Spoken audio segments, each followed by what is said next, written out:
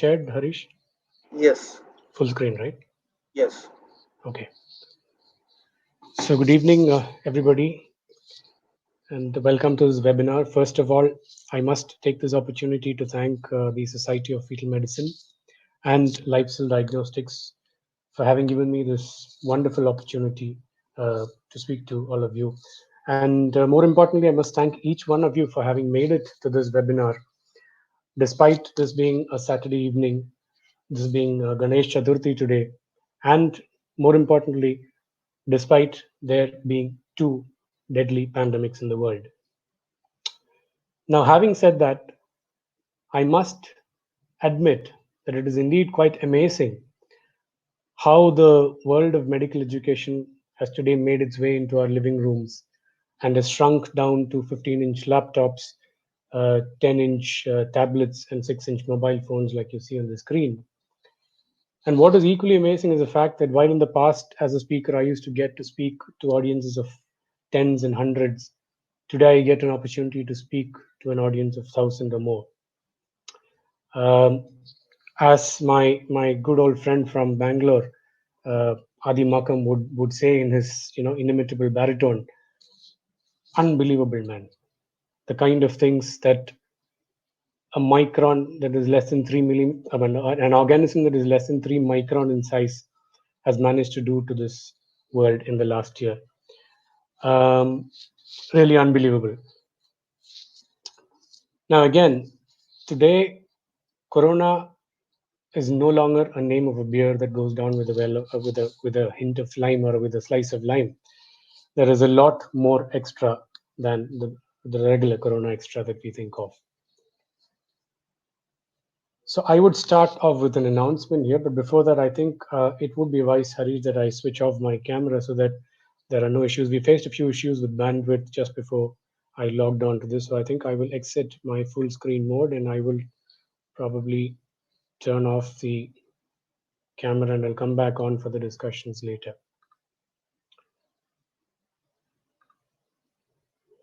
Right.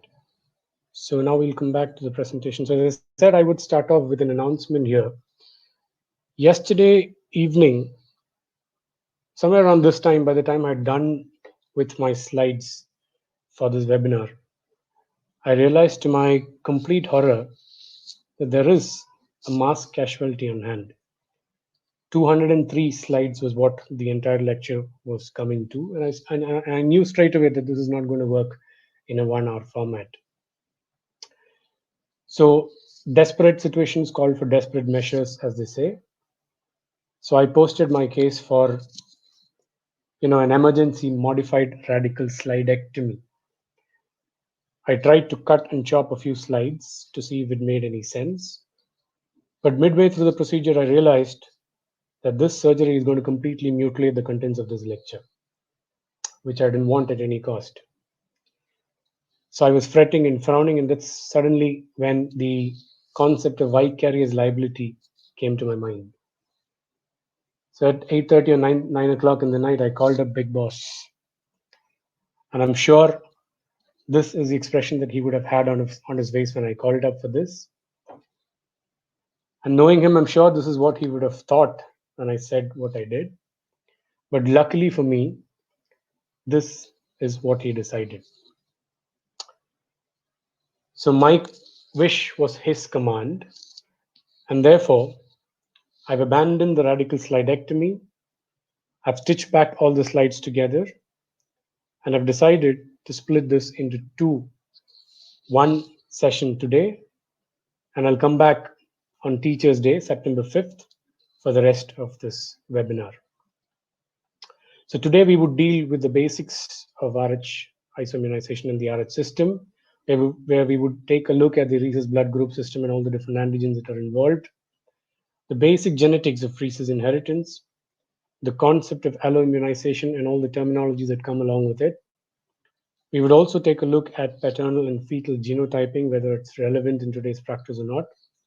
We would touch upon anti-D prophylaxis, as well as briefly discuss about the concept of anti-D failure. And we will come back. So basically today what we will be discussing are factors that would lead up to a positive ICT. And again, we'll come back on the 5th of September, 2 weeks, 2 Saturdays from now, because next week is Onam in our part of the world. So 5th of September is when we would be discussing what would you do after the ICT comes as positive.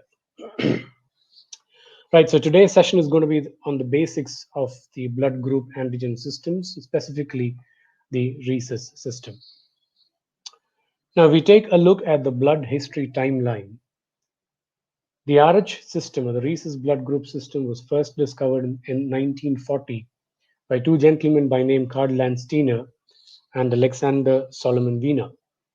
21 years later, in 1961, this gentleman, Philip Levine, described Rhesus disease, as it was called then, today what we know as hemolytic disease of the fetus and newborn.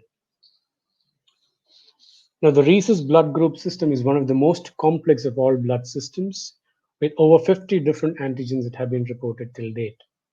Now, of these 50 antigens, only 6 of them are really relevant to our practice. And these 6 are collectively called by the term Rhesus factor.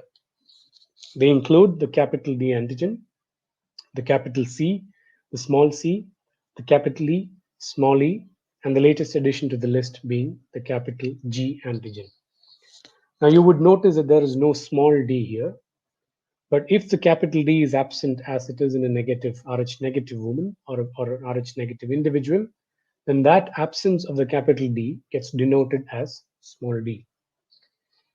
Now, as I said, G is the newest kid in the block. Now, G is a very unique antigen in the sense it has properties that are similar to both antigen D and antigen C, but it is neither D nor C because one amino acid is different from both of these. So the implication of anti-G or G antigen or antibody comes when you have a patient who tests positive for anti-G. It'll give you a positive reaction if you test for D and C as well.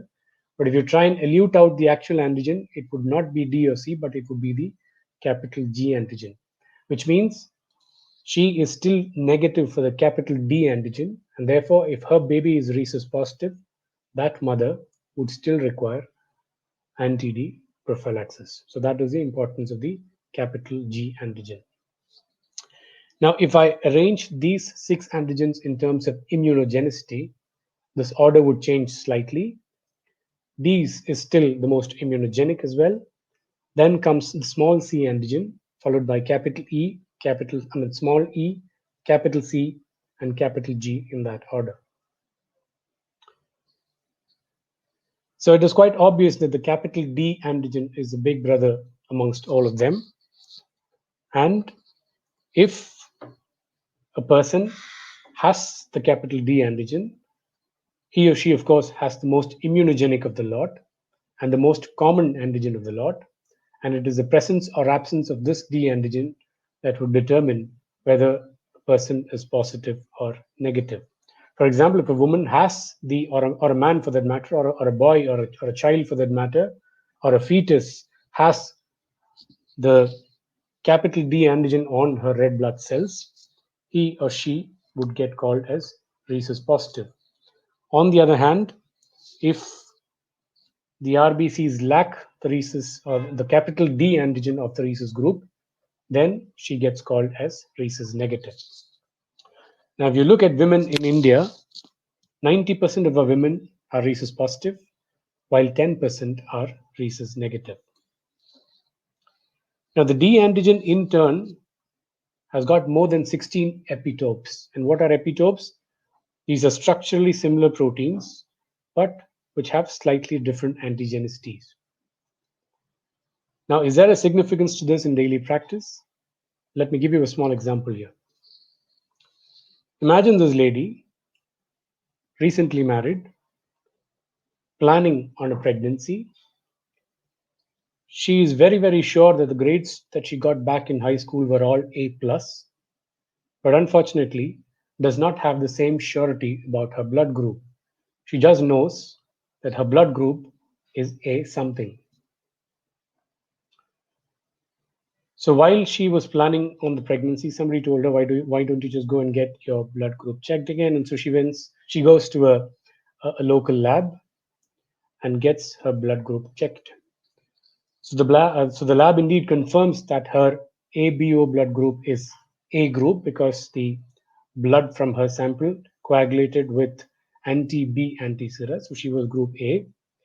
And to look at her RHD typing, what the lab does is to mix her RBCs or blood with a commonly available anti-D reagent.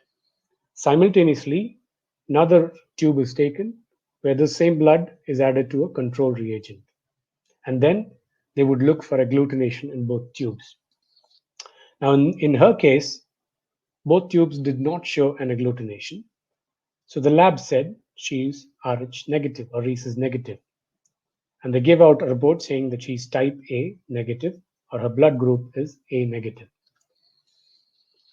Now, if on the other hand she was positive, imagine the test tube would have given a strong immunogenic reaction or an agglutination compared to the control tube, and this agglutination would have been excess of 2 plus if it is scored by a hematologist. And this is what confirms that she would be Rh positive. So in our case, this lady was A negative. Now, our heroine does indeed get pregnant very soon thanks to the lockdown and thanks to her husband who literally took working from home very seriously. And they conceived and decided to seek antenatal care in a tertiary hospital in their city. Now, when she registered for her antenatal checkups, she was, of course, sent for her bloods at the booking visit. The advanced laboratory in this tertiary hospital decided to do the blood grouping and typing again. So, this time, to know her Rh type, what they did was to add a more expensive and therefore a more sensitive anti D reagent, not the commonly used one that the lab used. And when they added this sensitive anti-D reagent, this lady's blood sample showed a mild agglutination or a weak agglutination in the test tube as compared to nothing in the control tube. Then the transfusion medicine expert or the hematologist in that advanced lab added the anti-human globulin. Mind you, this weak reaction was less than 2 plus on scoring. So they added an anti-human globulin to this sample now. And lo and behold, there was a very strong agglutination that was noted. So now everybody was confused. The patient was confused, the husband was confused, the doctor was confused as to what her actual blood group is. Is she Rh negative or is she indeed Rh positive? Now, this confusion happens in practice because of either what we call as a weak D-antigen, otherwise called in olden times as DU antigen, which is nothing but the normal D-antigen, but whose expression has been weakened most commonly because there is an associated capital C antigen, which has this notorious property of diminishing the effect of the capital D antigen. Or she carried what is called as a partial D antigen, where some portion of the D antigen is actually missing. And this is what caused all the confusion. Now, the only way to allay this confusion is to actually go ahead and do a Rhesus D genotyping of the mother. Now, this is something that is best left to experts in this field, either a transfusion medicine person or a clinical hematologist, who will discern out exactly which is which and what is what, and will tell you at the end whether this is actually a DU positive phenotype or a DU negative phenotype.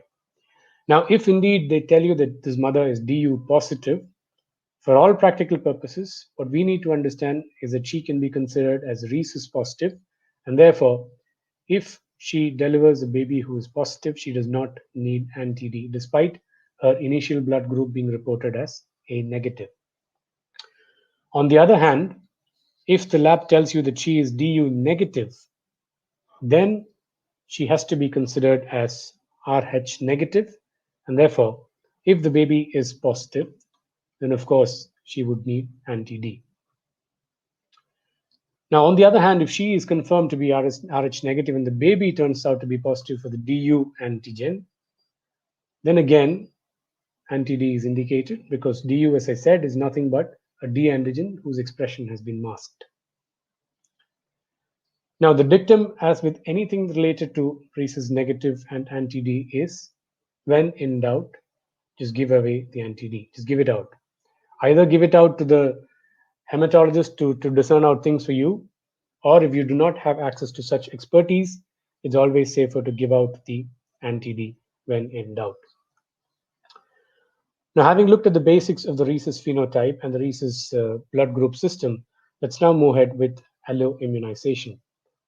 Now, alloimmunization is defined as an immune response in an individual that is stimulated by an antigen from a different individual of the same species.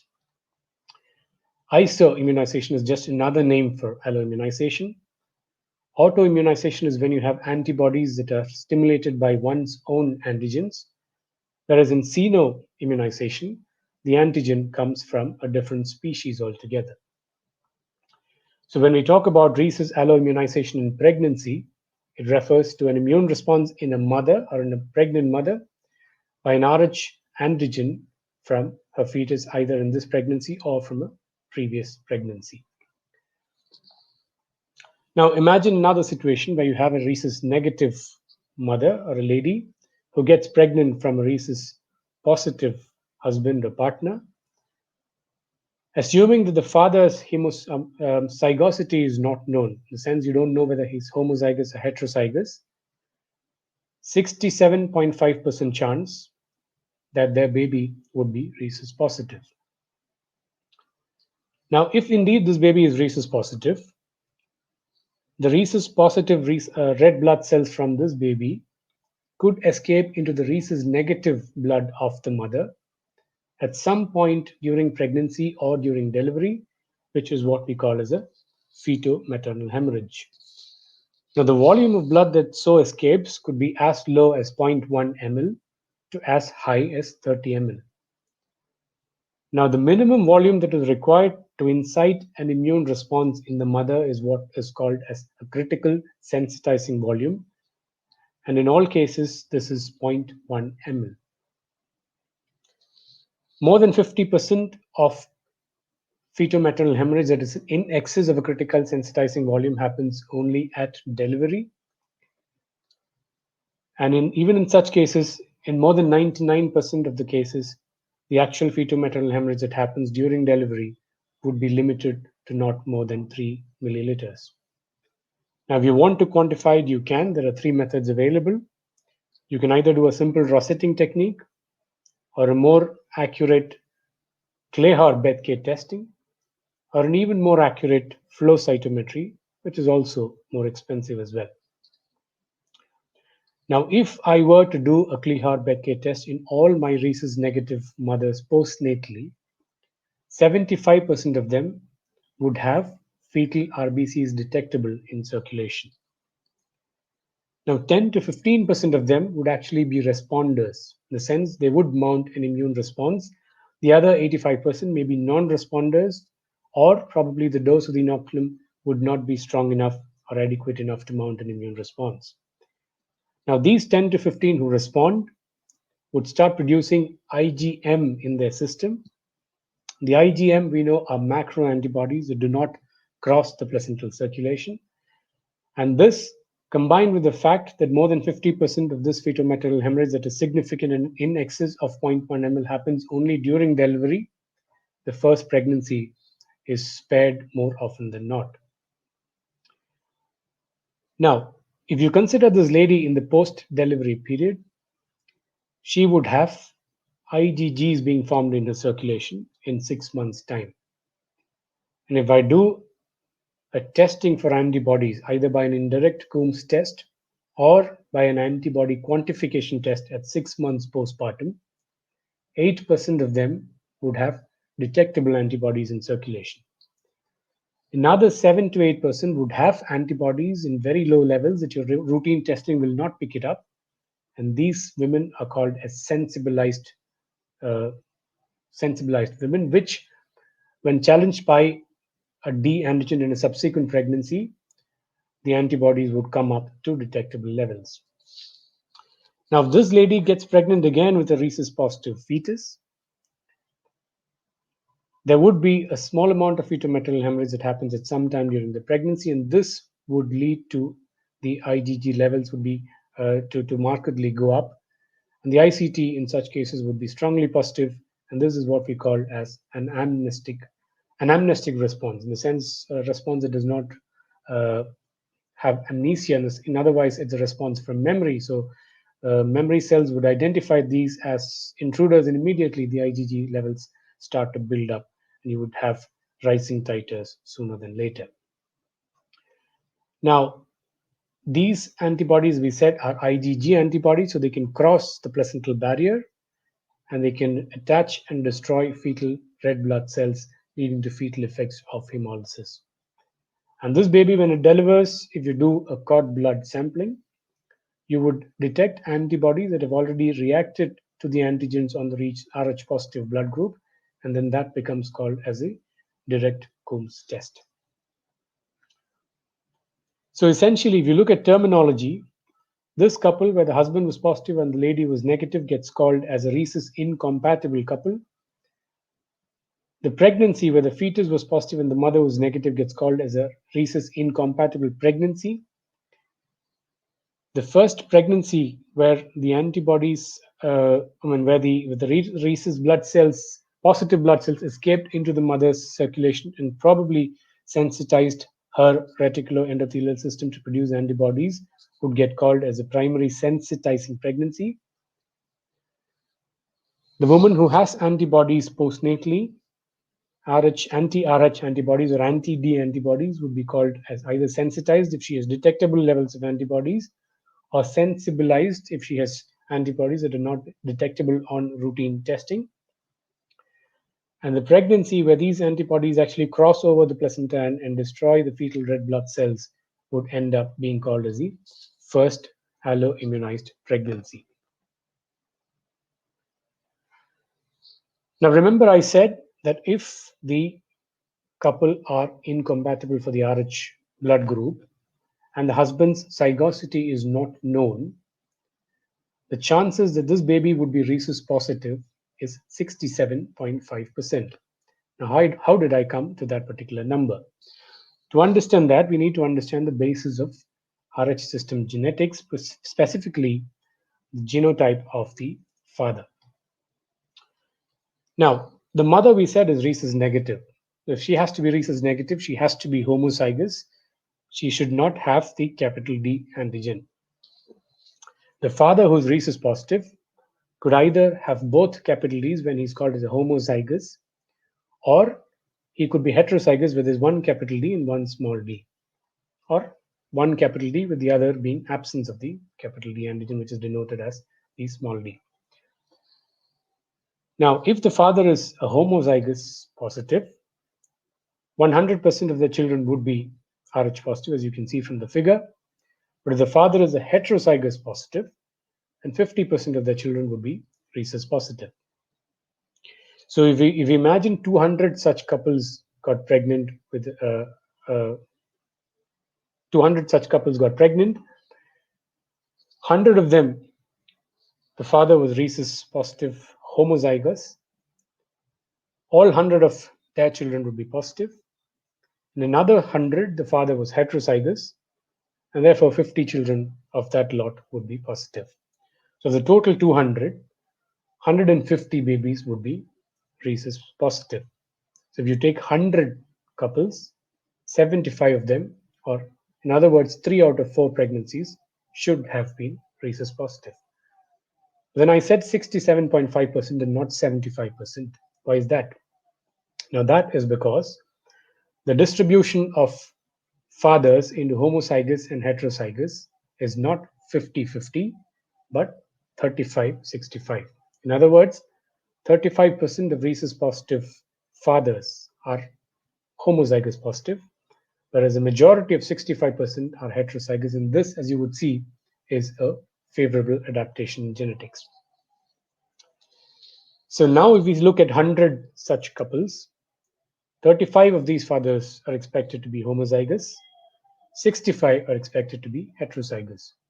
Now, of the 35 homozygous fathers, all 35 children would be Rhesus positive, But of the 65 heterozygous fathers, only 32.5 would be rhesus positive babies. So that's how you add these two, and the magical number of 67.5 comes into practice. What this means is that the odds of the baby being positive in an Rh incompatible couple is 67.5%. Or rather, I would correct this statement and say that the odds of the baby being positive in an Rh incompatible couple where the father's genotype or zygosity is not known is 67.5, because obviously if we know that he is a homozygous, then of course the chances are 100%. If he's a heterozygous, the chances are 50%. So we don't know the genotype, which is what most common clinical settings are going to be like, then you would think that 67.5% chance that the baby could turn out to be rhesus positive. Now, do we really need to do a paternal genotyping in clinical practice? Well, I would argue that the utility of such testing in daily practice is questionable for the simple reason that such testing cannot assure you that the baby is going to be rhesus negative. Because as we saw in this particular figure, even if the father is heterozygous, you can only say that 50% could be negative, while the other 50% are going to be positive. And because you cannot say that the baby is rhesus negative, you cannot reassure the couple or let the mother off your surveillance radar, because you would have to treat this baby as potentially positive. And therefore, I would say that the role of paternal genotyping in daily practice, as things stand today, is questionable. Now, what could really help in this situation is if you could know the fetal genotype rather than the paternal genotype. Because we know for a fact that only if the baby is positive would there be a problem here. Now, how do we know that? There are three options there.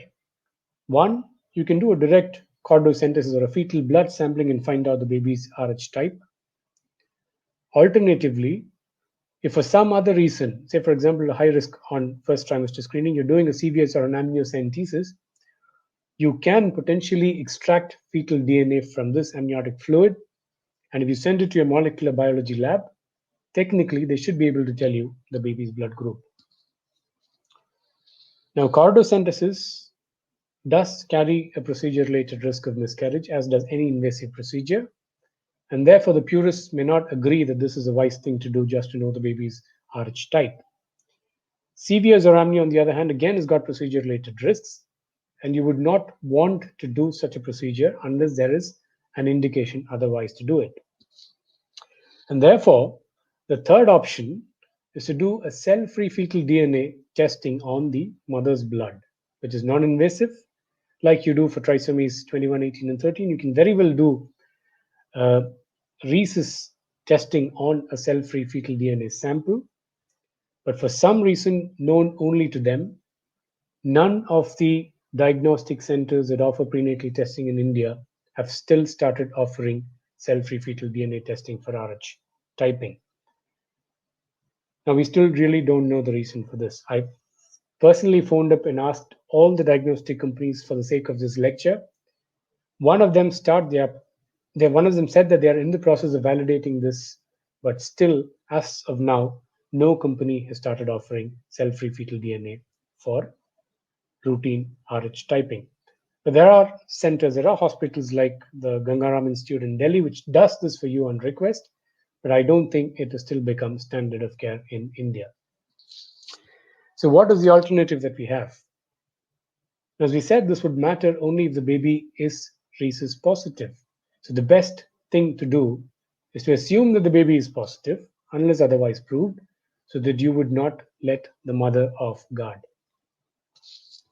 Remember, as we said, even if you do not know the paternal genotype, anyways, more than 50% of these babies are going to be positive. In fact, 67.5% is the magic number I quoted.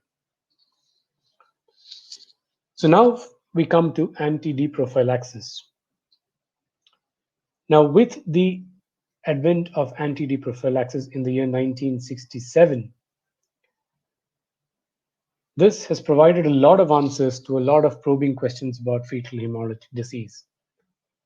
But for a clinician who has to deal with this in daily practice, There are a lot more questions than answers here. So what I thought is it is best to discuss this segment of this webinar as a few frequently answered questions and try and answer them so that most of the queries regarding anti-D prophylaxis is sorted out in the discussion. So the first question, of course, is how does anti-D work? Well, the anti-D immunoglobulin that we inject into the mother is what you see in yellow here in the screen, would bind to the D-antigens on the fetal RBCs in the maternal circulation.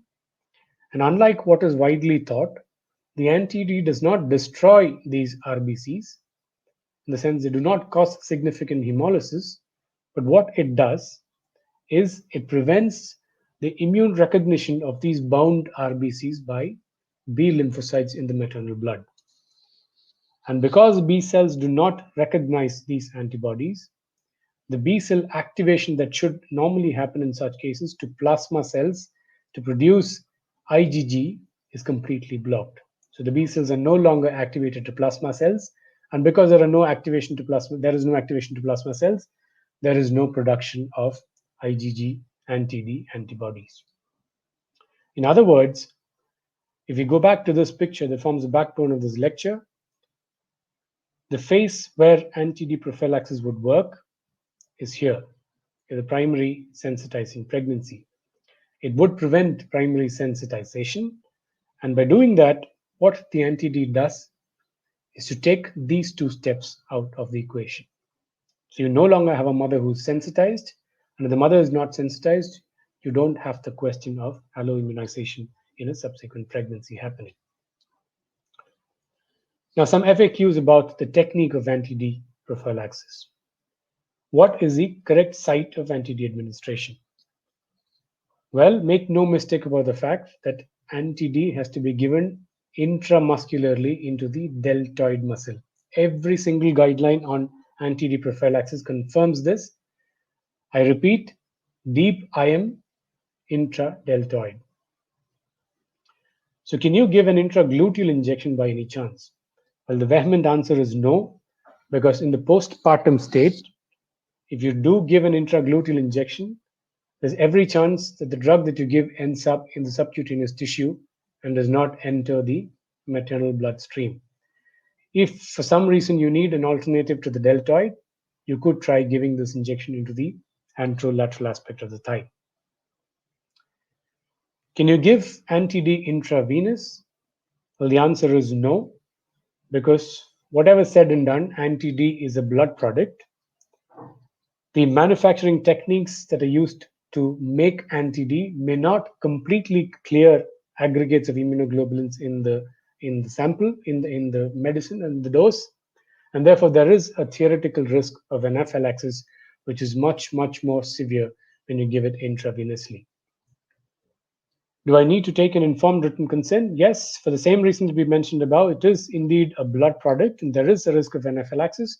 So it is absolutely essential that you take an informed written consent. How soon do I need to administer anti-D? Well, we should know that the anti-D is to be kept in a cold chain in a refrigerator at less than 8 degrees centigrade. And if you take it out of the refrigerator and keep it at room temperature, it has to be used within 4 hours. But if you're keeping it in the fridge, you can use it 12 hours after reconstitution. Now, most of the anti-D that you get today do not need reconstitution because they come in the liquid form. And such samples, if you take it out of the refrigerator, you need to give it within 4 hours of taking out. Now, what if there is a bleeding disorder? Because there is an argument that if the mother has a bleeding disorder, say, for example, she goes into DIC following a delivery, can you give intramuscular anti-D? Well, this is a debatable proposition. Some books or some authors say you should not, because there is a risk of hematoma in the intramuscular area. In such cases, you could possibly resort to subcutaneous administration and only resort to an intravenous administration as a last option. Now we come to a few FAQs regarding indications, timing, and dosage of anti-D. Now, is anti-D required after a missed abortion? Yes, not just a missed abortion. Any sensitizing event in the first trimester should be an indication for giving postnatal or antenatal anti-D. How much should you give in such cases? Well, in the first trimester, you do not expect a significant fetal maternal hemorrhage by any chance, so a dose of 50 micrograms should be sufficient. But if you suspect a slightly more hemorrhage that has happened, you could probably give a 100 microgram dose. Now, 50 microgram would cover 5 ml of fetal maternal hemorrhage. 100 microgram would cover 10 ml of fetal maternal hemorrhage. And this is the dose that you give in the first trimester. Whereas for all second and third trimester events, there is no doubt that the dose that has to be prescribed is 300 microgram standard dose. Now, another common question that people have is anti-D required after complete mole evacuation? Well, theoretically, you would not need, because a complete mole does not have fetal tissue and therefore you do not have RBCs. Having said that, it is quite difficult in early pregnancy, especially to make a differentiation of complete mold from a partial mold. And therefore, as we said earlier, in any case where there is a doubt, you're always better off giving anti-D. Now, another standard question is about the standard dose itself. Is the standard dose 300 micrograms or 300 international units? Now, remember, 1 microgram of anti-D is 5 international units. Your standard dose is 300 micrograms and not 300 international units. The 300 microgram dose, as I said, equates to 1,500 international units. Another favorite is routine antenatal anti-D prophylaxis recommended in India. Now, this answer might surprise you. The answer is yes. If you look at the ICOG FOXI recommendations for use of anti-D immunoglobulin for Rhesus prophylaxis, which was published way back in 2009, they mention very clearly that it is desirable to offer antenatal prophylaxis to all Rhesus negative women who are non-sensitized and have a Rhesus positive partner. The simple logic is that if you do not give an antenatal anti-D prophylaxis, you would miss out on sensitizing events that happen antepartum, however rare they might be. Now, the dose that is prescribed in this guideline is either a 100 microgram dose at 28 and 34 weeks, or a single dose as per the RCOG recommendation of 300 micrograms at 28 weeks. Now, why do you not need an antepartum prophylaxis before 28 weeks? Well, because theoretically the D-antigen is not expressed before 28 weeks. And also, before 28 weeks, the chance of a fetal maternal hemorrhage in excess of a critical sensitizing volume is extremely low, and your chances of sensitization is as low as less than 0.1%. Now, will not the ICT be positive following anti-D administration? Yes, of course, it would be. It could be positive for another 6 to 12 weeks. But remember, the titers, if you check for them, are never going to be in excess of 1:4. So it means a very low titer of anti-D that's going to be there in the circulation. Now, the next question is about anti-D requirement following tubal ligation or sterilization, as we call it. Is anti-D required following tubal ligation? Well, the guidelines very clearly mention that this is neither necessary nor cost effective. But the caveat there is that we know for a fact, as obstetricians, as fetal medicine specialists, that the number of recanalization requests we get these days are significantly on the rise. So if some lady who decides she does not need anti-D because she's going to end her obstetric career today, decides to get recanalized later on, then if you've not given anti-D, you'll cut a very sorry figure then. So it's always safer, as we said before, time and again, whenever you have a doubt, always safer to give off the anti-D. Another important question, imagine she's had an amniocentesis at 16 weeks. She was given a full course of anti-D then, 300 micrograms, because it was a second trimester event. Does she need routine anti-D at 28 weeks as part of the prophylaxis program? Well, make no mistake about the fact that routine antenatal anti-D prophylaxis is not influenced by the number or dosage of prior doses of anti-D that you've given. So you would indeed go ahead and give her a full course of 300 micrograms at 28 weeks as part of the NTD prophylaxis. Another question along similar lines: if a lady has had routine prophylaxis at 28 weeks, she went in for a preterm delivery at 33 weeks for some reason, would she need the postnatal dose of anti-D? Well, again, the answer is yes, because here we need to know a little bit of anti-D pharmacokinetics. Now, the dictum is 10 micrograms of anti-D would neutralize 1 ml of whole blood hemorrhage or 0.5 ml of fetal RBCs in the maternal circulation. So your standard dose of 300 microgram would cover for 30 ml of whole blood or 15 ml of RBCs. Now we know that the half-life of anti-D is 24 days, which means if you give the standard 300 microgram dose at 28 weeks, in 24 days time, if you probably do a testing in 32 weeks, you would realize that the dose has come down to less than 150 micrograms.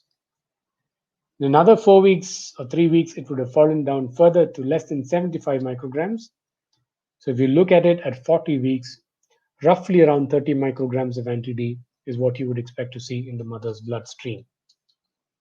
Now, we said earlier that 99.7% of women would not have a bleed in excess of 3 to 4 ml or a fetal-maternal hemorrhage in excess of 3 to 4 ml at delivery. So even 30 micrograms of anti-D should be sufficient, but this is not a situation where you can play guessing games. But in the pregnancy in question that we discussed, the lady delivered at 33 weeks, which you would think is a time when there would be around less than 150 micrograms of anti-D. So technically, this should cover for a fetal-maternal hemorrhage of as high as 15 ml of whole blood. But again, it is best to get a clear bed kit testing in such situations to quantify the actual amount of fetal-maternal hemorrhage that has happened. And if it is within this 15 ml of whole blood, then you might probably skip the postpartum dose. Having said that, a rough rule of thumb or a guideline that you can go by is the Canadian guidelines that address this issue. And they say if delivery occurs within 3 weeks of a full dose of antepartum anti-D and the fetal-maternal hemorrhage is not in excess of 15 ml of red blood cells, then probably postpartum dose of anti-D may be omitted. But again, as we said, it's always safer to err on the positive side. So if you have any doubts in this regard, again, do not hesitate, do not think twice, give away the full dose of anti-D. Now, how late can postnatal anti-D prophylaxis be given? Now, we know for a fact that ideally this has to be given within 72 hours of delivery. Now, if for some reason this was not possible, you should give it immediately thereafter as soon as you realize that she has missed her immediate postnatal dose of anti-D.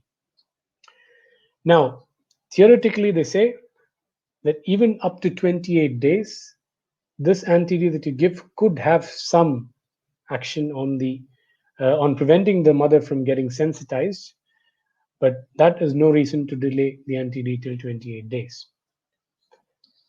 Now, will DU positive women need anti-D? I think we've already addressed this issue. They would not need anti-D. We've confirmed that she is DU positive because we said the DU phenotype is nothing but the D-antigen whose expression is weakened, but they still have the full immunogenic D-antigen there.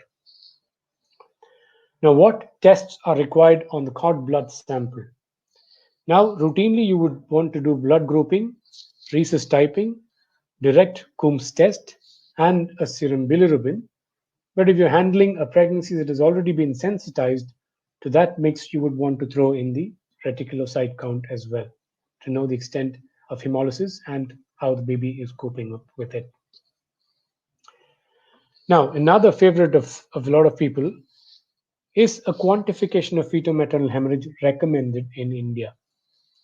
Now, again, if you go back to the same guideline from the ICOG, it says quantification is desirable. Now, mind you, virtually every other international guideline does recommend testing or quantifying fetal-maternal hemorrhage, either by a clear Bethke test or by a flow cytometry, depending on whatever is available. But for the Indian guidelines, as things stand today, because of obvious cost effectiveness problems, the guideline mentions it is desirable. But I'm sure if they are to revise this guideline now in 2020, they will probably say quantification of fetal maternal hemorrhage is strongly recommended. Now, the argument that they give for saying that it's only desirable and not mandatory is because your routine dose of 300 microgram will anyways cover 99.7% of cases, because we said the chance of a fetal maternal hemorrhage in excess of 15 ml that this standard dose is going to cover, 15 ml of RBCs or 30 ml of whole blood that the standard dose is going to cover, is only 0.3 percentage. So the argument is, if you give the routine dose of 300 micrograms, you need not worry about quantifying fetal maternal hemorrhage by expensive methods, because you would only miss out on less than 0.3% of Rh negative mothers from getting sensitized. Now, is quantification of fetal maternal hemorrhage needed before 20 weeks, assuming that you do quantify FMH in all your cases?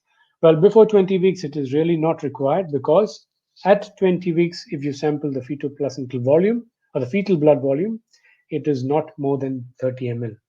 Now, 30 ml at 20 weeks, if you give your standard dose, is definitely going to be covered, and there is no chance that there's going to be a fetal maternal hemorrhage in excess of that, whatever the situation, or however severe a miscarriage with severe bleeding that she has.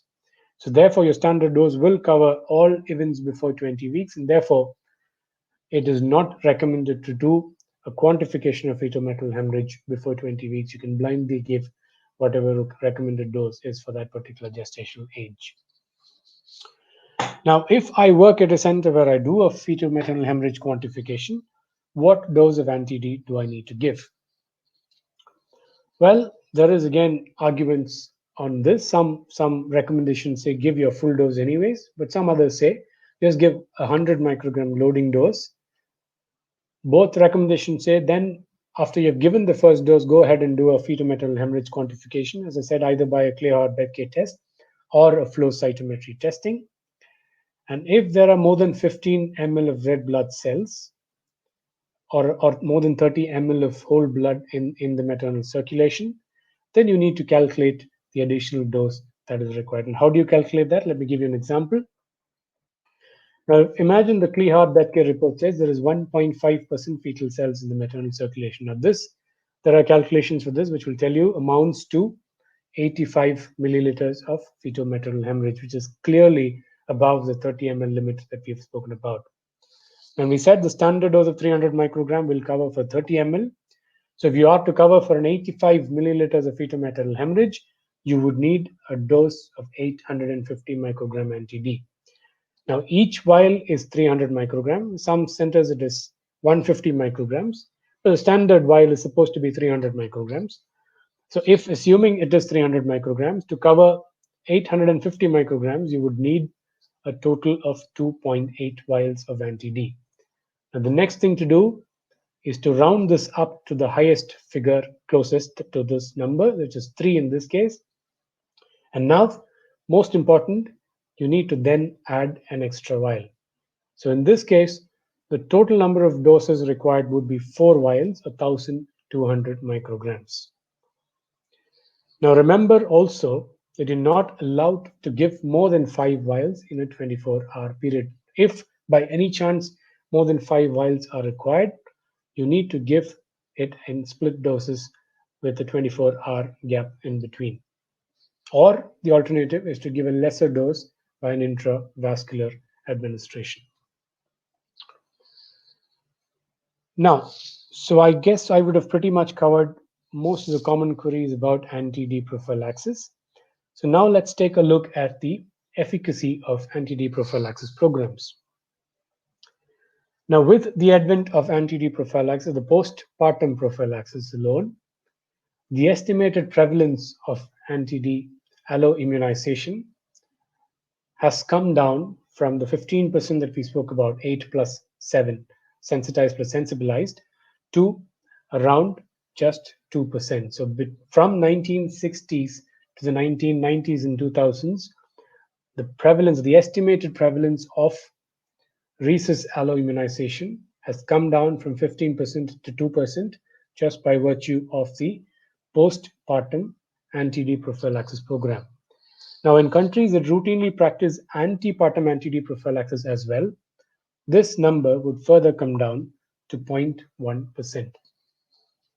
So much so that in such countries, you would expect that the most common cause of hemolytic disease of newborn is no longer D antigen induced, but it is more so because of ABO incompatibility and incompatibility to non-D antigens. But the question is that what we really see in practice? I'm not sure you noticed, but I specifically used the term estimated prevalence here and not the actual prevalence, because we look at this particular data from Gerard Wieser and his group in the Netherlands, published as recently as last month. They looked at the global compliance with postpartum anti-D immunoprophylaxis. What they did was to calculate the total number of anti-D that would be required worldwide to prevent postpartum sensitization. And they compared that with the actual doses of anti-D being produced and distributed worldwide. And then they looked at the gap between the two, the gap between what is required and between what is actually produced and given out. And what they concluded was more than 50% of women who needed anti-D did not receive it, and the problem was particularly predominant or felt in those countries where hemolytic disease of the fetus and newborn was a big problem even otherwise.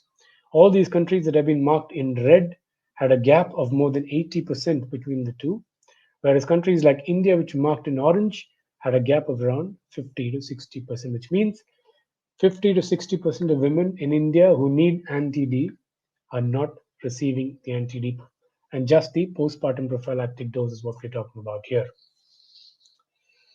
Now, they attribute this gap to the lack of awareness, availability, and or affordability. Now, so what is this pointing to? The paper says, and I quote, "This amounts to a global failure to provide the gently acknowledged standard of care, even 50 to 60 years after its availability, thereby putting hundreds of thousands of fetuses and neonates at risk of Rhesus disease each year." Now, what this also means is that this negligence or this defect, this gap in anti-D prophylaxis contributes to an enormous continuing burden of fetal and neonatal disease and provides a critically important challenge to the international healthcare system. Unquote. Now, let me give you another piece of statistic from our own data set. Now, back in the year 2016, when Dr. Gauri Shankar was one of our fellows, we started a small study. In the year 2016, we had 4,206 obstetric scans, of which 364 cases were Rhesus negative mothers. There were a total of 37 ICT positives in this group, of which 24 had prior anti-D in the standard postpartum dose, which means 65% of our ICT positive cases had received the standard postpartum anti-D prophylaxis. So we saw two different conundrums. One, where anti-D was not given where it was required, and two, where it was indeed given, but the anti-D failed. So where exactly has the prophylaxis program faltered? Now, first, of course, as we said, could be an error of omission, which means you do not do something that should actually be done. And in the case of anti-D prophylaxis, it means either not giving anti-D as we saw, or giving it beyond 72 hours.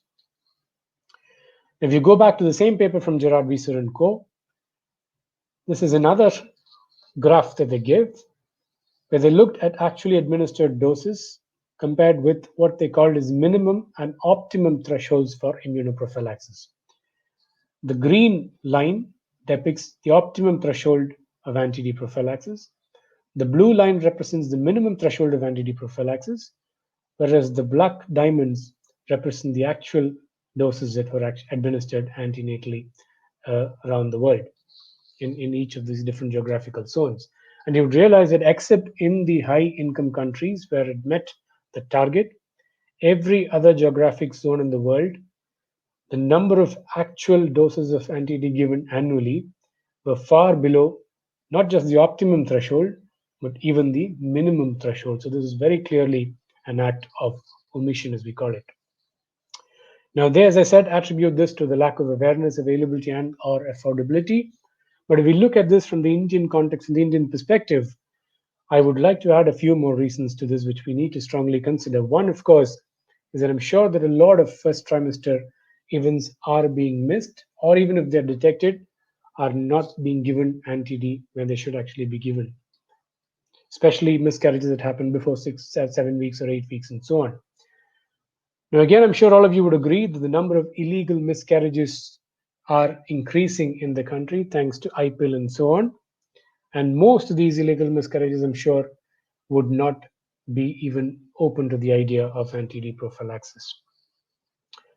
And again, with the mushrooming of reproductive medicine treatment centers or ART centers, there is a whole lot of multiple pregnancies that we see today than there was when the studies on anti-D prophylaxis were done. So definitely, there is a higher chance of significant fetal hemorrhage happening at delivery in a multiple pregnancy. And therefore, chances that if you do not do a clay heart Bethk testing for quantification of fetal hemorrhage, you might miss out on a bleed in excess of 30 ml of whole blood is quite high in these pregnancies.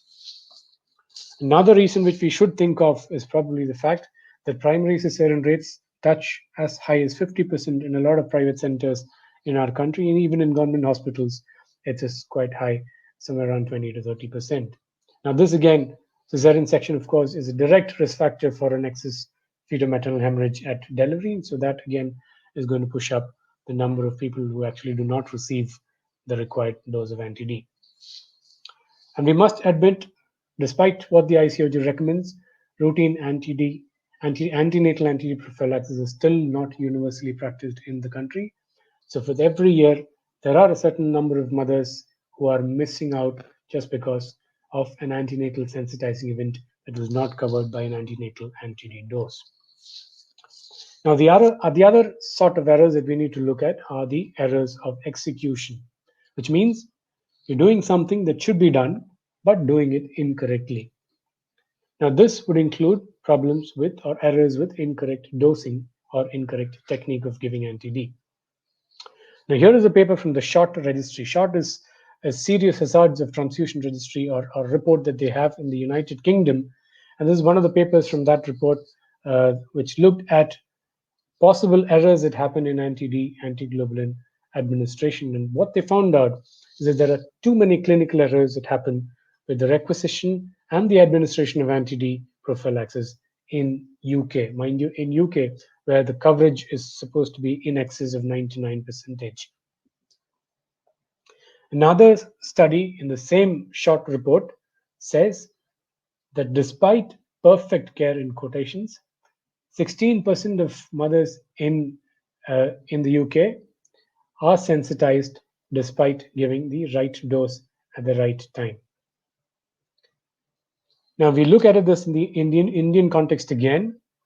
The problems that we would face, or we are likely to face in our context, in our setting, is mostly going to be related to improper storage. As I said, anti-D has to be stored at less than 8 degrees centigrade, either at 2 to 8 degrees centigrade. Remember, it should not be frozen. But in our setup, where you have frequent power cuts and the refrigerator is not connected to an uninterrupted source of power, you could have a break in cold chain very, very easily. The other problem is wide practice of intragluteal administration of anti-D. If you go back and ask your staff nurse whether she gives it intragluteal or intradeltoid, I'm sure at least 40 to 50% of them would say we give it intragluteal. Now, the other problem is with inadequate dosing, as we said, especially with multiple pregnancies and ART pregnancies and cesarean sections, because we do not still, for some reason, follow routine quantification of fetal hemorrhage at delivery. The other reason could be not recognizing non-D-antigens, because if you have a good coverage of postpartum prophylaxis, anti-D would not be that much of a hazard.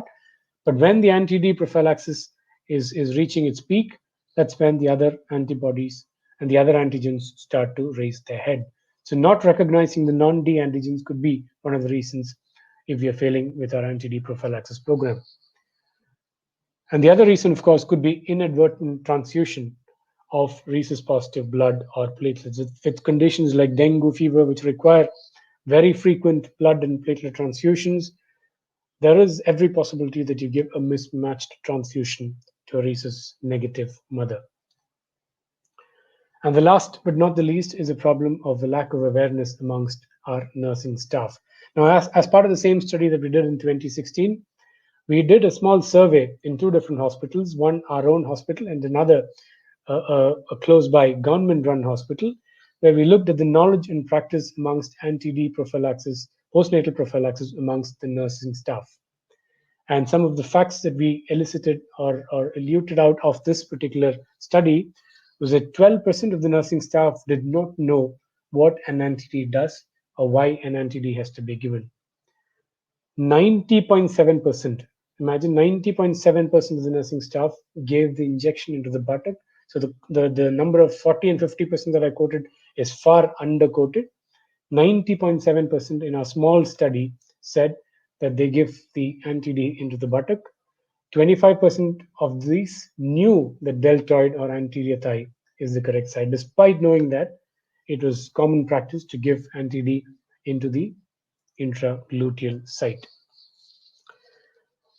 41.8% of these nursing staff said that even if the anti-D vial shows a slight alteration in color or if you have particulate matter, that would not stop them from giving this anti-D dose, conveniently being ignorant of the fact that if you see clotted or coagulated stuff or particles, or if there is a change in color of the anti-D, it denotes the possibility of a cold chain failure, and such anti-D should not be administered to the mother. Now, another 14% did not know that the anti-D vial has to be stored in the refrigerator, while 19% thought it has to be kept in the freezer. I'm sorry, there's a small typing error there. 19% thought it has to be kept in the freezer compartment, which is not where you should keep it. It should be kept at 2 to 8 degrees centigrade. Your freezer is going to be less than that most often than not. Now, 5% of these nursing staff, for some reason, thought that an anti-D prophylaxis was required only after a cesarean section and not after anti-D delivery. I'm sure these would have been some of those junior nurses that took part in this particular study. So now the question is, do these errors actually lead to sensitization that could potentially affect future pregnancies? Well, the answer is we don't know, because nobody would be willing to publish a study that brings out their own suboptimal care. So I really doubt whether we would have answers to this particular question. But anyways, having said that, I'm sure we would admit, we should put our hands to our chests and admit that this is a time for introspection regarding our own practices of giving anti-D prophylaxis. We should start to educate our nurses. We should educate ourselves first and make sure that such fallacies do not happen in giving anti-D, at least in our local setting. So it's 1 hour now. What we've seen so far is the Rhesus blood group system, where we said that capital D antigen. There are six common antigens from the D system that we need to, from the RH system that we need to be aware of which capital D is the most immunogenic and the most common. We also spoke at length about the DU phenotype and said if you get indeed a confirmed DU positive phenotype, that lady should be considered as DU positive, and if she's confirmed DU negative, then she has to be considered as Rhesus negative. We discussed again about the genetics of Rhesus inheritance, the zygosity of the father. We also discussed about the concept of alloimmunization, the terminology that comes with it. We described that detecting the fetal, detecting the paternal genotype may not be really beneficial in clinical practice. It would definitely, though, make a lot more sense to do a fetal blood group genotype, specifically if you could do a cell-free fetal DNA testing as and when it becomes available in our country. We also spoke about anti-D prophylaxis and addressed the most frequently asked questions regarding this, and also took a look at the concept of anti-D failure and said it is indeed some time for introspection in this regard. Now, after having listened to all these basics and fundamentals of the Rhesus blood group system and the concept of alloimmunization, what is it that comes to mind when you think of a ICT positive pregnancy? Well, what comes to my mind is the fact that you have a lady who is a second gravida or higher, who's Rhesus negative, married to a husband who's Rhesus positive. They had a Rhesus positive baby from a previous pregnancy, following which this mother was either not given anti-D or was not given anti-D in the right dose at the right time, or was incorrectly given anti-D because the nursing staff was not appropriately trained. And because of this, the Rhesus blood cells, the positive Rhesus blood cells from the fetus that had escaped into the mother's circulation by a fetal-maternal hemorrhage that would have most likely happened during delivery would go and sensitize the maternal reticuloendothelial system, the mother's B lymphocytes, which would then get activated to plasma cells and start producing anti-D IgG antibodies in the mother's circulation. And these antibodies would be present in her circulation lifelong. Therefore, if in this pregnancy you do an ICT testing, an indirect Coombs test, you would get a positive result. I'm sure this is what all of you would have in mind as well when you think in terms of an ICT positive pregnancy.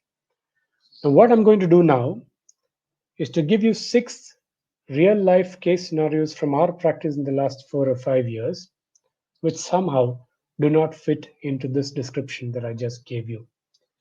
Now, the first case was a 24-year-old primary gravida. She was negative. Her husband was positive. Remember, primary gravida. The ICT was positive even at the booking visit. She had not had any history of blood transfusion. So I'm sure you would agree this does not fit into the picture that we just described. Case number 2, a 33-year-old mother, third gravida, Rhesus positive, husband also positive, but I do an ICT at 19 weeks and see that it is positive. Again, not as expected. Third case, 24-year-old second gravida, the typical negative positive couple, or the RH incompatible couple as we described. First baby was Rhesus positive. Anti-D was given on the day of delivery. Despite that, ICT was positive in this pregnancy. I'm sure you would have seen this scenario more often than the other scenarios we described. The fourth case, a doctor couple came for first trimester scan. She was a second gravida, again RH incompatible couple. She had a previous RH incompatible pregnancy in the terms that the first baby was Rhesus positive. This time, after her first pregnancy, the anti-D was given and it was directly supervised by the husband who himself was a physician. So you cannot say that the dosing was not right or the technique was not right. Despite that, she turned out to be ICT positive in this pregnancy. Fifth case, 21-year-old lady, lupus erythematosus, second gravida.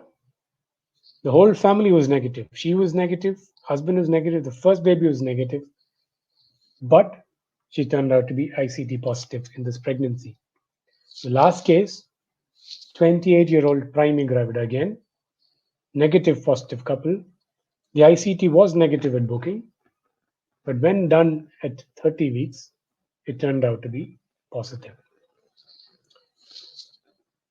I would tell you exactly what happened with each of these 6 cases, but that is for the next part of this webinar when we discuss what are the implications of a positive ICT, antibody titers, the gel and the tube titers, and the methods and the difference between the two methods. What are the fetal effects of Rhesus alloimmunization? How would you rescue a fetus that is alloimmunized? A 15-step approach to intrauterine transfusions that anybody who's keen to start up an IUT program can, in fact, start up if you listen to this. And of course, we would end with the management of the pregnancy, the first alloimmunized pregnancy versus a pregnancy where there is a history of prior sensitization and prior affection, and of course, the management of the neonate. Now that is for Saturday after next. Remember, the 5th of September, Teachers' Day, and I hope you to see you then. Thank you very much.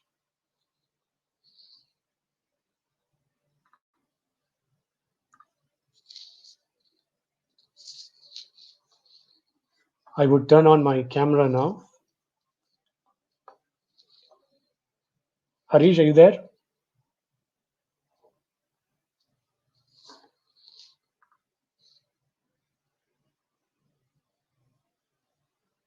Hello.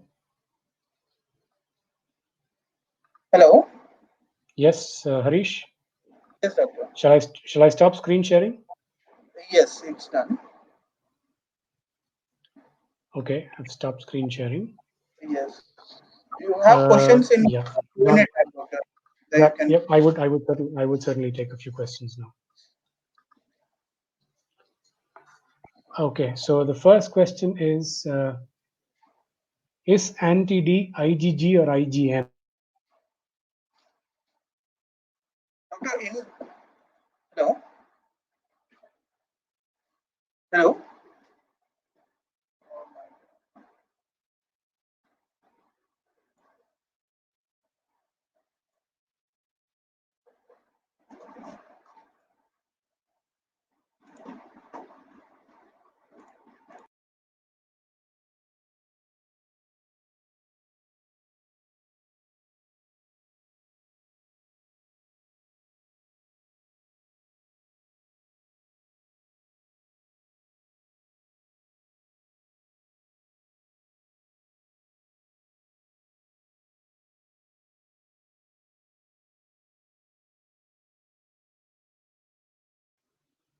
Harish, am I back on?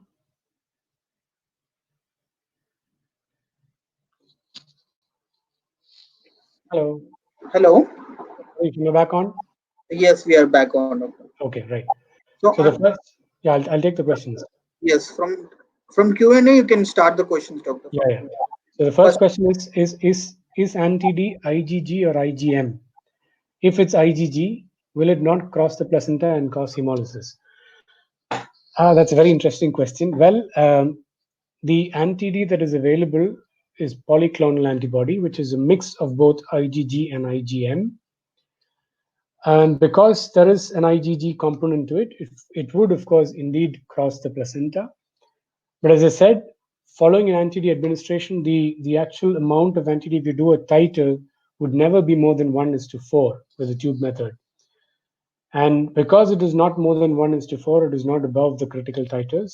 So as with the regular immune anti-D, even with the administered anti-D, you would not expect the fetus to have any significant hemolysis, even if this anti-D IgG component crosses the placenta and enters the fetal circulation.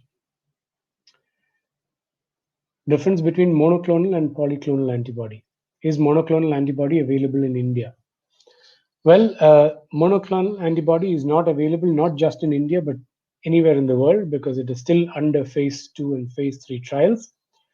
Now, what we need to understand as a difference between monoclonal and polyclonal antibody is the fact that polyclonal antibodies are derived from human sera, whereas monoclonal is a synthetic product. So, how do you get polyclonal antibodies? Is you catch hold of mothers who are sensitized and get antibodies from them.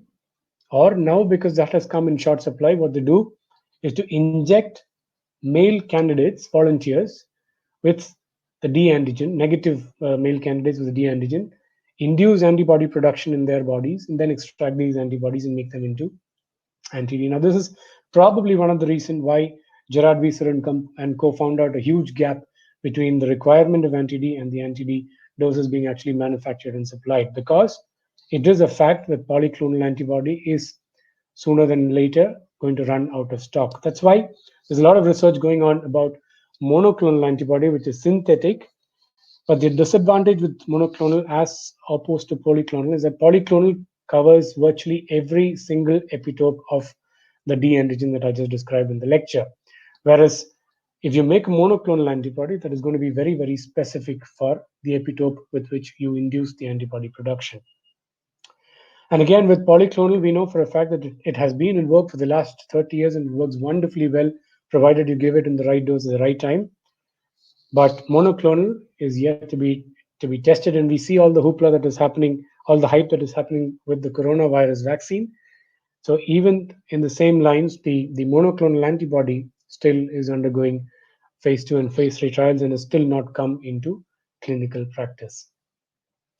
Next question, is the anti-G that you described clinically significant? Well, I think I answered this question. Now, anti-G, what we need to understand is a combination of anti-C plus anti-D. It's called as anti-C plus D, but remember, this is not anti-C and anti-D together. I hope I've confused you enough. It will show properties of anti-C and anti-D. In the sense, if you test for anti-C and anti-D in two separate wells, anti-G, if it is present, will show agglutination in both of these wells. But if you go and try to do an antibody identification, which we will discuss, of course, in the next part, it will come out as positive for anti-G, negative for anti-C and anti-D, because it is not anti-C and anti-D. This is a completely different antigen. It has got a very similar resemblance, or rather, to anti-C and anti-D, but do not have the immunogenic properties of either the anti-C or the anti-D. So it is otherwise called as C plus D antibody, but it is not a combination of anti-C and anti-D. So therefore, if the mother is positive for the anti-G antibody and negative for anti-D antibody, the implication is that if she conceives an Rh positive fetus, she would need anti-D. I hope I make some sense. Next question is, Rh negative mother was accidentally given Rhesus positive blood. What would you do? Well, this is a definite indication for giving anti-D. And here the dosing would be slightly different. In fact, you would want to give a slightly higher dose. We said a normal 100 microgram would take care of 10 ml of whole blood or 5 ml of RBCs. Here, the dose that you calculate has to be for every 100 microgram, for every 8 ml of blood that is inadvertently gone in, you need to give 100 micrograms. So that is the dosing that would be required. Informative, should there be an approach for selective quantification of fetal maternal hemorrhage in multiple gestation and cesarean deliveries? Well, that is the least that you can do, madam. This question is from Dr. Deepthi. Now, having said that, the recommendation should be to use it universally, not just for multiple pregnancies and cesarean section, but of course, as a starting point, in any case where you would expect a fetal maternal hemorrhage that is likely to be in excess of what the normal anti-D can cover, it is always wise to do a Clay-Hart-Bethke testing for quantification. How safe are we when we are counseling Rhesus negative women post-procedure amnio or CVS with coverage by injection Roclone, Rogam 300 to prevent any case of alloimmunization? Well, as I said, a CVS or amniocentesis would be done either in the first or in the second trimester, mostly before 20 weeks of gestation. The chances of a significant fetal maternal hemorrhage is very, very less at that point in gestation, because we said the total fetal blood volume that you're looking at a 20 weeks fetus is just 30 ml. So even if you give the standard dose of 300 micrograms, there should not be a problem there. Anti-G not clear. Well, I think I have a case on that. We will discuss a case on that in the next part 2 of this webinar. But basically what we need to understand is, if a report says that the mother has anti-G and no anti-D, she would need anti-D prophylaxis. That is a simple take-home message on that. So can you please share? Okay. What is the best time to plan a cesarean section in an uneventful pregnancy otherwise? Well, I didn't quite get the question. If you mean what is the best time to plan a cesarean section in an uneventful pregnancy, I think it should be 39 weeks. Sorry, I didn't get that question correctly. What is weak D, partial D, non-responders, and its clinical significance? I think we've discussed that in great detail. And uh, essentially, weak D is nothing but the DU antigen. So if your lab or your hematologist or your transfusion medicine expert can confirm that a mother has DU antigen and not the capital D antigen, it still implies that she is to be considered as Rhesus positive and that she has a D antigen, because DU antigen is nothing but a weakened D antigen.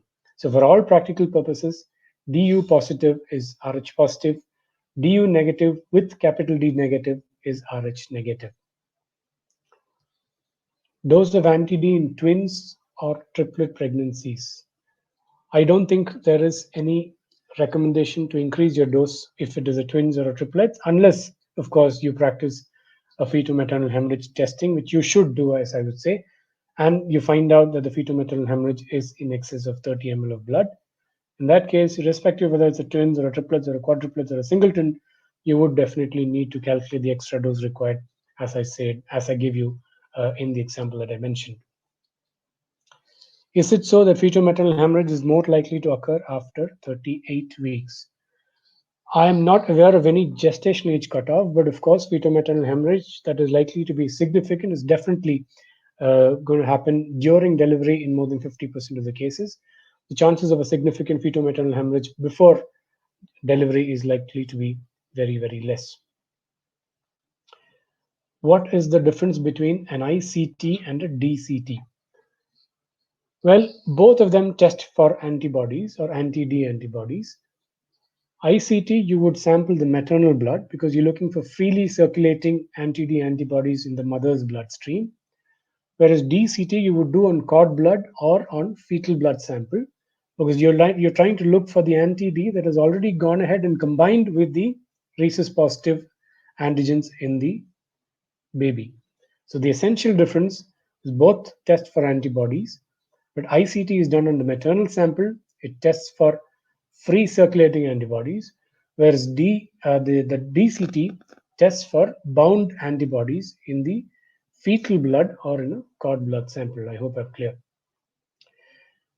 Why is antibody titration not routinely done? Well, we do routinely do ICT titers. I think what you're meaning with that question is, why is antibody quantification not routinely done? Now, that again is probably because of cost concerns. If you ask your lab as to why they do not do antibody quantification, the obvious answer is, if you can give us enough samples to run the test, we would agree to do it for you. Now, for antibody quantification test to be viable cost-wise, I think you would need to provide at least 30 or 20 to 30 samples a month to your lab for the same testing for them to run a viable antibody quantification program. So the best option with that would be to pool samples, to have a centralized testing facility in an area, pool all the samples from different parts of that area and to send it to the centralized lab so that you can run a viable testing program in one lab at least. For multiple pregnancy, does the dose of anti-D for routine antepartum anti-D prophylaxis change? No, it does not. It is the same 300 microgram dose because, as we said, sensitizing events are very uncommon in the antenatal period. Most of it happens during delivery, so you're safe enough giving off 300 microgram standard dose. If a patient did not receive anti-D at 28 weeks and she came at 35 weeks or later, do we have to administer anti-D that time or wait till delivery? Now, if you are at a center that practices routine antenatal anti-D, you can theoretically or technically give the antenatal dose even if it is 35 weeks after having done a repeat ICT. Because if she's already been sensitized and your ICT turns out to be positive, then there is no point in giving the anti-D. So if she's missed her 28 weeks dose, she comes to you at 35 weeks. First thing you need to do is to send for a repeat ICT. If the repeat ICT is negative, you are justified in giving the antepartum dose at 35 weeks. When to do an ICT? Well, you can do ICT at any time you want to test the mother for antibodies, but at least 6 months from a prior affected from prior sensitizing pregnancy is when you would detect antibodies in the maternal circulation. As I said, if you do an ICT at 6 months postpartum, 8% of the mothers who are sensitized would show an antibody. Another 7 to 8% would be sensibilized in the sense they would not show the antibody, but the antibody would be there in very minimal quantities. But the moment there is an antigenic stimulus in a subsequent pregnancy, there would be an anamnestic response, and the IgG antibody would go up significantly. How frequently should you do ICT in a pregnant mother? Well, I think that question will be very elaborately answered in the next part, so I would skip that for now. What is the role of anti-D in the case of antepartum hemorrhage? Well, the same role that the anti-D has in any case of delivery. Antepartum hemorrhage is one of the candidates that is notorious to cause an excessive fetal-maternal hemorrhage, so definitely is an indication for fetal-maternal hemorrhage quantification and recalculation of the dose if the FMH is in excess of 30 ml of whole blood or 15 ml of RBCs. So please guide regarding consent for anti-D. Well, I don't think there is a fixed consent for anti-D. Just as you would take a consent for any blood product administration, like transfusing whole blood, you can use the same form or the same format because this is nothing but a blood product, as I mentioned. So you can use your same blood transfusion consent forms to take consent for anti-D. Just modify what needs to be modified there. If ICT is positive, I'm in second pregnancy, what should be the next step? And what about prophylaxis in this pregnancy? If ICT is positive, I'm second pregnancy, what should be the next step? That's exactly what we're going to discuss in the next session. So, Geeta Reddy, please do come back for the session on September 5th. This is exactly what we're going to discuss. What next if the ICT positive, and what do you do with the second pregnancy? September 5th, this is the same link. Harish, I think they would send you a separate link. You would have to register again for that session. Harish? It will be a different link, doctor. Okay, so you would have to come back and re-register. I'm sorry about that. What is the inter-pregnancy interval after a sensitized pregnancy? Yes, a very good question. Now remember, it is at least 6 months, but longer the inter-pregnancy interval, greater is going to be your IgG load. So the longer she conceives after the sensitizing pregnancy, higher would be her IgG load. Anti-D for ectopic pregnancy and biochemical pregnancies. Well, ectopic pregnancy is just like any other pregnancy. The dose would be the same depending on the gestational age that you would give. We would assume that the ectopic is picked up in the first trimester, so you would give a 50 to 100 microgram as a standard dose if you're not doing a fetal maternal hemorrhage quantification, which of course, as I said, is really not required in the first trimester. Biochemical pregnancies, well, as I said, the golden rule is if you are in doubt, it's always safer to give antibodies and anti-D. Even if it's a biochemical pregnancy, I think it's worthwhile to give the 50 microgram dose because you never know as to what gestational age the pregnancy would probably have advanced to. By the time you see them, probably they might not be a sac, but you're really not sure if it is a miscarriage or it's an early abortion. Should we administer anti-D after medical termination of pregnancy? Well, yes, you should, especially if it is after confirming the pregnancy on the ultrasound, because then she would be around 6 to 7 weeks of gestation. So any first trimester miscarriage, any first trimester MTP, you should give at least a 50 microgram dose of anti-D. Will recording be available? I think so. I can see the recording button being on, so it should be available in the SFM website probably sometime from now. Medical abortion, any dose variation. I'm not aware of any dose variation. You go with the same 50 microgram dose in the first trimester. If it's in the second trimester, of course, you would hike your dose to the standard 300 microgram dose. 50 microgram anti-D not available. Can we give 100 microgram? You certainly can. I mean, there is no problem in giving a higher dose.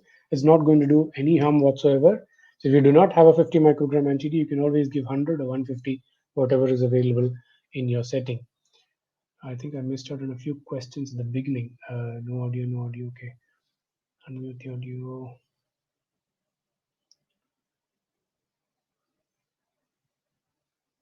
Yeah, so I think we've pretty much covered all the questions.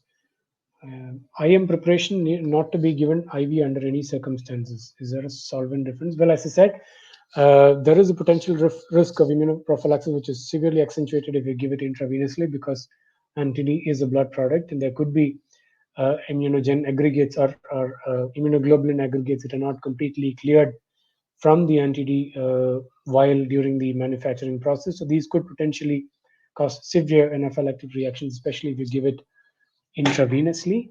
So you should not ideally give it intravenous, except in case of a bleeding disorder in the mother, where subcutaneous route is not also possible.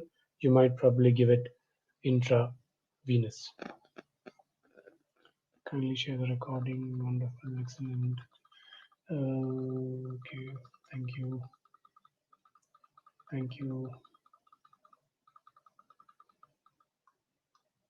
We would like to listen to the salient features again next time. Sure, of course, I would start off with a recap of this for those who have missed the first part of this lecture.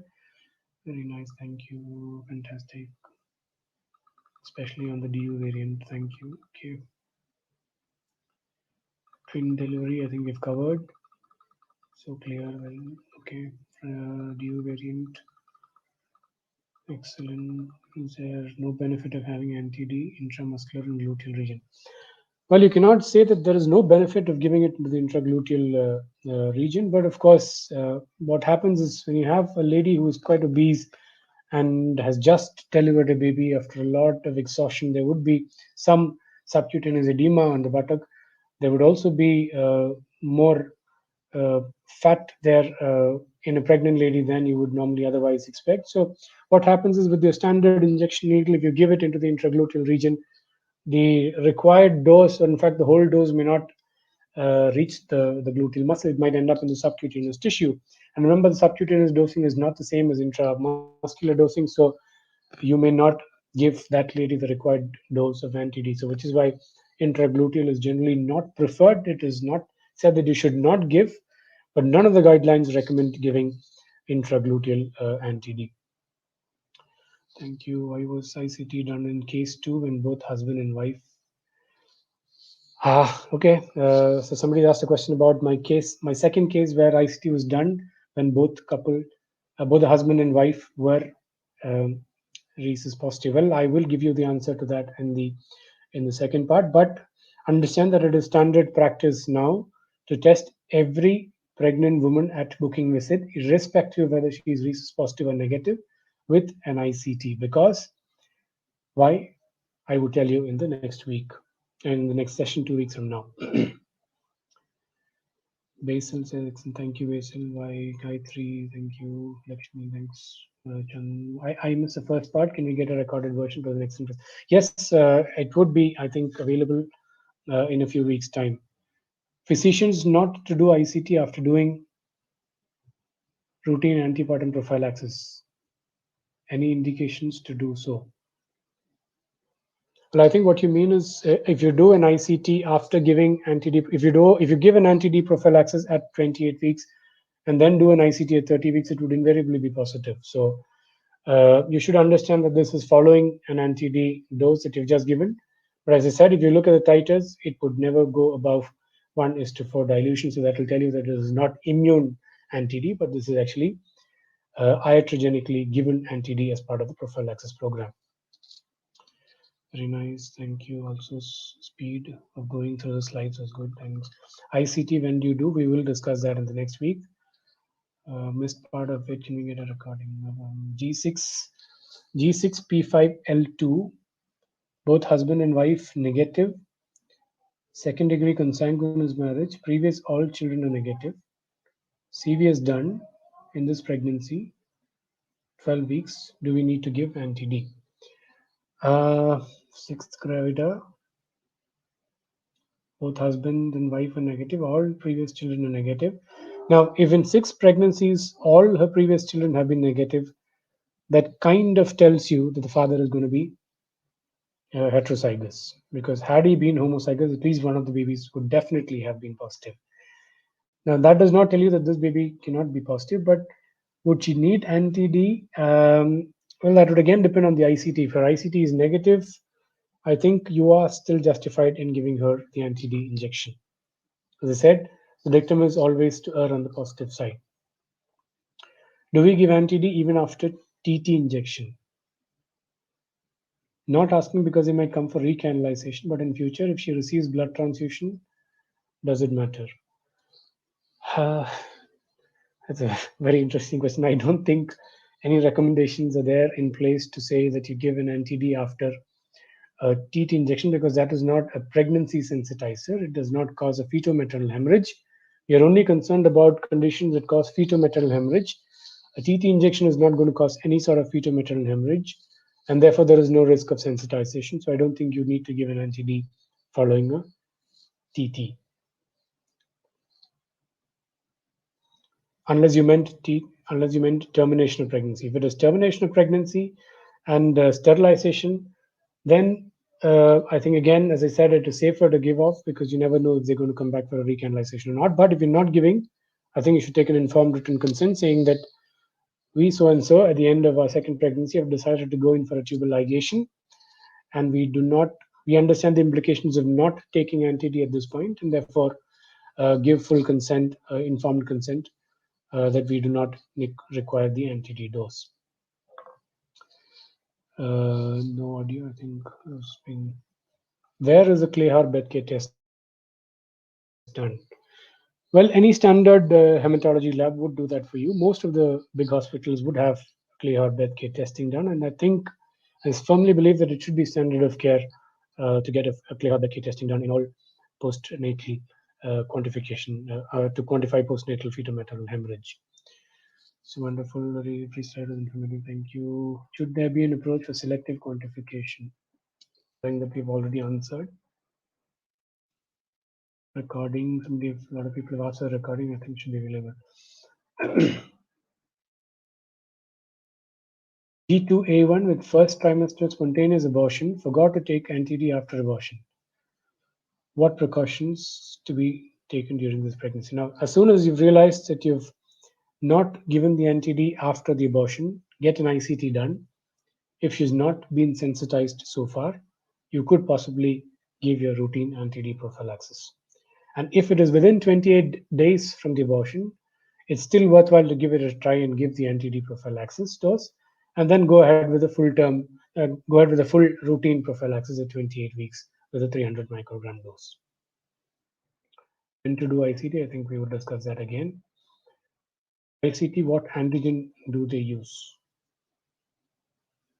Well, ICT, they test for antibodies, so they use human anti-sera to test for it. So the antigen would be the antigen that you have in human sera, which would have the D-antigen, so that it would react with the anti-D antibodies if the mother has them. How frequently should you do ICT? We would cover that in the next session. Consent for anti-D we've already discussed.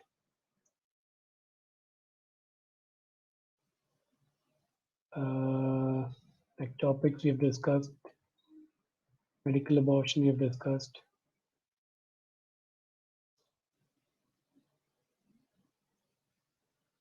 If D-antigen isn't expressed before, you said D-antigen isn't expressed before 28 weeks, then why do you need anti-D for any sensitizing event before 28 weeks? I'm glad somebody asked this question. Thanks, Dhruva, for bringing this up. Well, the answer there is, what are your chances of a significant spontaneous fetal-maternal hemorrhage in a pregnancy before 28 weeks? Very, very less than 0.1 ml. But if you do a procedure, which is what you would call as a sensitizing event, or if there is a miscarriage, or if there is an ectopic pregnancy, then there is a higher risk of fetal maternal hemorrhage. So in such cases, you would need to give an anti-D. So with an uneventful pregnancy, where you have not done a procedure, where there's not been first trimester bleeding, where no CVS or amnio has been done, nobody has put in a needle into the mother's uterus, then you don't need a quantification of fetal maternal hemorrhage. And the anti-D is generally not expressed before that. But if you do put in a needle, or if there is a sensitizing event, then there is a fetal-maternal hemorrhage that is likely to be in excess of the critical sensitizing volume. And in such cases, there is a likelihood that even if the D-antigen is mildly expressed, it could sensitize the mother's system. See, all that we do is to prevent sensitization. Every effort that we take in this case, what we've discussed so far, is to try and prevent that first sensitization from happening. So as I kept repeating, if there's any doubt of a possible sensitization, it is always better to give off the anti-D. So that, I hope, explains your question. Will ICT be positive after antenatal anti-D in all mothers? Well, it should be positive theoretically because you've put in anti-D into the mother's circulation. Now, whether or not it would be in a detectable quantity is still unanswered, but of course, it could be positive. It need not always be positive. I think that answers your question, because it depends on the immunogenicity, the load of the anti-D that is there in the circulation, and the kind of testing that you look to do for it. If you do a routine indirect Coombs test, may not pick it up, but if you do a flow cytometer, if you do an ELISA testing, they may actually pick up even trace quantities of anti-D in the circulation. Why do you do ICT when both parents are Rhesus positive? Well, I think I've answered that question already. Irrespective of the mother's blood group, irrespective of the partner's blood group or the father's blood group, every mother needs to be offered an ICT testing at booking visit for reasons I would discuss in the next session. ICT negative but MCA PSB is high. How do you plan management? Well, management aspect we would discuss in the next webinar, but for now I would say if your ICT is negative and your MCA PSB is high, obviously it is not a case of fetal anemia from alloimmunization that you're dealing with. It's probably something else that is causing either a fetal anemia or a fetal hyperdynamic circulation or a false positive MCA. These are the three options there. You would have to hunt for one of these causes and try and manage accordingly. Excellent presentation. Thank you. RH antigen produced on day 38 post-conceptional. So biochemical pregnancy would be before that. So no need of anti-D. Correct me, sir. Yes, I would rather agree on that count. As you rightly said, the RH antigen is not produced before 38 weeks of gestation. So theoretically, a biochemical pregnancy can be treated as equivalent to what we discussed about the complete mode. There's not going to be any expression of fetal trophoblast or fetal RBC. So you might be justified in avoiding anti-D in biochemical pregnancy. But again, as we said, the dictum remains the same. If there is any doubt, always safer to give it off. Do we need to give anti-D for blighted ovum? I think we've answered that with the ectopic pregnancy, with the blighted ovum, with a miscarriage. I think it's always safer to give at least a dose of 50 microgram anti-D. Please share the FAQs again. That I think I'll have to share the whole presentation for that. We would do that. I mean, I am sure this is being recorded, so I hope it will be up in public domain in some time from now. How do you detect the DU variant? Routine DU testing for all negative pregnancies. Which specific test for detecting DU variants? Well, this is something that the hematologist should answer for you. But as I said, to detect the DU variant, you would need a very sensitive anti-D anti-sera, which would, of course, then show a mild agglutination or a weak positivity if there is no capital D, but there is a DU variant of a capital D antigen. Because the antigenicity of the DU is not equivalent to D, but it would be slightly less. So the agglutination would not be as strong as D. It would be slightly less again. So you would need, of course, to first use a very sensitive anti-D anti-sera. And as I say, it is very sensitive. It would, of course, mean that it is more expensive as well. So routine labs may not have stock of this anti-sera. And then if they find a weak reactivity on the anti-sera, they would change the anti-sera and then add anti-human immunoglobulin. And then it would, of course, even if the D-antigen is there, because the anti-human immunoglobulin is quite strong and sensitive, very sensitive, it would show a strong agglutination. So that is how DU testing is routinely done. That's a specific test that you use for DU testing. Do you need to routinely test for DU in all negative pregnancies? Well, as I showed you in that example of our heroine, to actually call a mother as Rhesus negative, it is ideal that you do a DU testing as well, because The DU phenotype may not get picked up in routine labs. You may give a report of a negative Rhesus type, but if you do it in a good lab, in an accredited NABL accredited advanced laboratory, it might actually pick up the DU uh, antigen. So, but ideally, before labeling a mother as Rhesus negative, the purists would say that you should do a DU testing as well. Uh, Biochemical, again, somebody said you really may not need to do. So, sorry, I made a mistake there probably, and I do agree that a biochemical. I got carried away with something else. So biochemical pregnancy, you're right, is when there's only a test UPT that is positive, but there is nothing seen on scan, or the beta HCG is not in detectable quantity. So in such cases, of course, you can do away with anti-D prophylaxis.